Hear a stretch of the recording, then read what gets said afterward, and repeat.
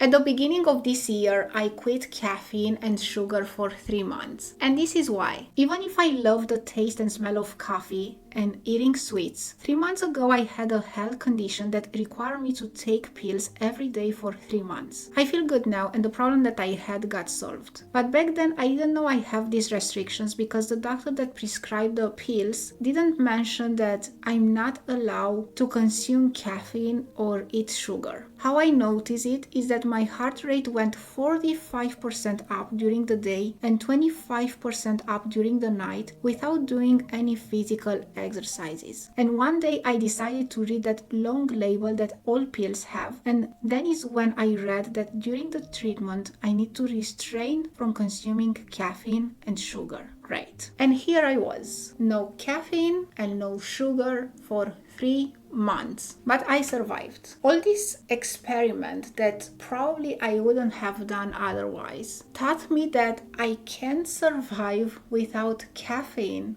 and sugar and still have at least the same level of energy that I used to have while consuming them. I wouldn't lie, I had cravings every single day. I wanted to eat something sweet, and I'm in love with coffee. I love the taste, I love the smell, and it was very difficult for me to not drink coffee. But I knew that if I don't follow this restriction, then the heart rate is gonna go up. So what I did instead for 3 months, I was preparing smoothies where I added a banana in each of them. And the banana has a slightly sweet taste. Helped me a bit to not have that craving for sugar. And when it comes to coffee, what I did, I purchased decaf coffee, and whenever I went to a restaurant to have a breakfast, I was ordering decaf coffee. So this is how I was able to still feel the smell and the taste without consuming caffeine. But there was one interesting thing that I learned during this period of time, and that was that I didn't have those